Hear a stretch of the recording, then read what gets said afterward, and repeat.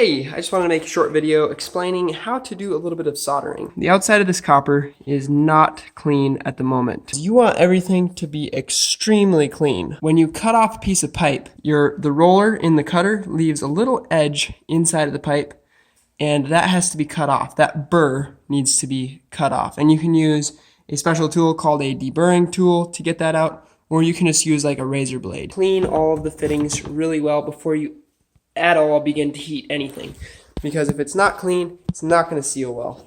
Ideally, you get all the water drained out of the line, because water can cause a lot of issues while you're trying to solder it. If all the connections are sealed except for that last one, sometimes it can even build up steam pressure and then push pinholes through your solder. And this is made out of aluminum oxide. That's pretty much what they use across the board, is this nice aluminum oxide cloth. And this stuff lasts for a lot. What you do is you wrap it around the pipe, and then you just twist either the pipe or the cloth or both simultaneously, and you just want to clean it until it's really good and shiny. It seems like it helps if you take it and pull straight out a few times to create some little abrasive pathways going this way to like pull the solder into the fitting a little bit better, because solder works on capillary action. And that looks pretty clean. You have two options. Either you can use your abrasive cloth and just kind of roll it up and shove it in there and work it with your finger, or if you have a brush like this, you can see they have different sizes. So this one's 1/2 inch, and you could just take this for the 1/2 inch fitting and twist it in there, and that'll clean it up beautifully. Alright, so that is nice and clean. Fits snugly into there. Alright, so the next step you're going to want to take is to get some flux. Now, flux is a wetting agent, and it just helps the solder go into the joints. So you put this in there, and then when you're soldering, it'll pull the solder down into the joint. So you want to take any female fittings and put flux inside of them, and do the ones that you're going to immediately be soldering. So I'm going to solder these connections, before I put it up in the ceiling. I like to do as many as I am able in the most comfortable manner, so I do the ones that I can before sticking it up into the ceiling. Now, you can't always do that. Sometimes you have to do them all in the ceiling, and I think I'm going to have a total of 3 connections that I'll have to do up in the ceiling. Igniter.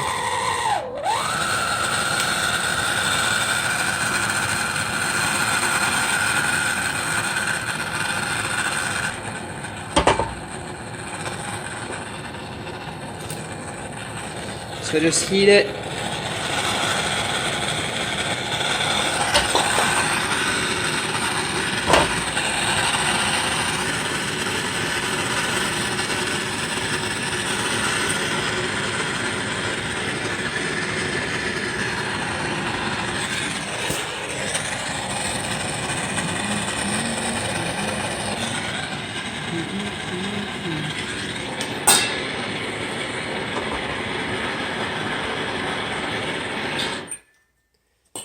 Alright, now you don't want to disturb it immediately after by putting any torque on it or anything.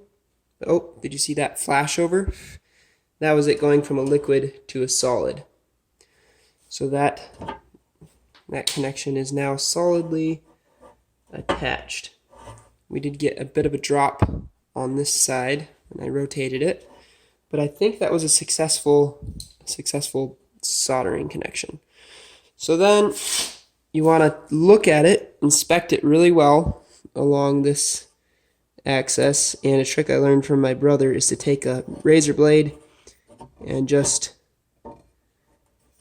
scrape it around, and if it scrapes all the way around, then you know that connection is for certain good to go. So I can see the score line that I just made going all the way around.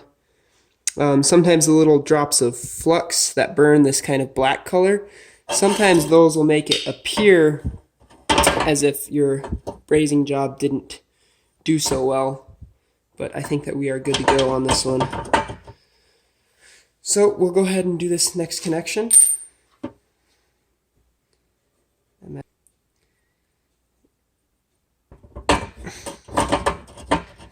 Nice tight fittings. You don't really want to melt the solder with the heat from the torch. You want to heat it up to the point where you can just take the solder, press the solder up against the pipe, and then it melts. Because if you're melting the solder, then that's when you're dripping all over the floor and everything, because the solder's falling off the end of the wire. So you want to heat this, move your heat away for a second, and then just gently press the solder into it, and it should melt.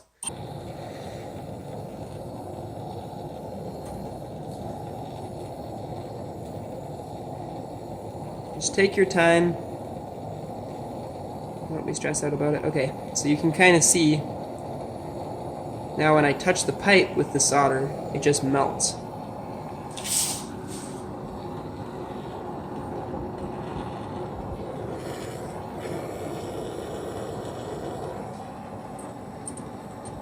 And sometimes you can kind of knock the droplets off of the pipe.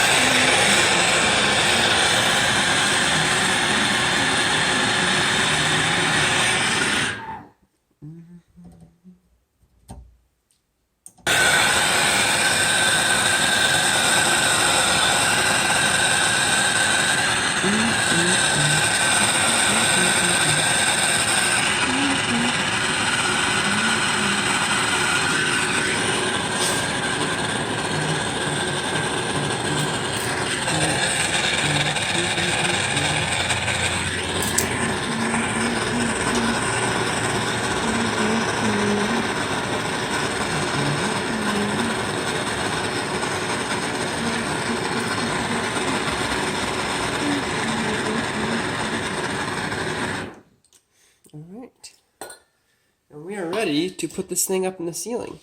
And then when it drips, the drops will land on us. You see that? We got a little bit of water boiling out of the line. So if you're having water boil out of the line like that, I don't think you can quite see it, but it's steaming. You want to disconnect one of the connections if you can. Look at that. See the water dripping out? I thought that that line was pretty well drip-free, but so I'm able to disconnect it down here. So we're just going to heat this section of pipe to try to evaporate all the water that is currently in it.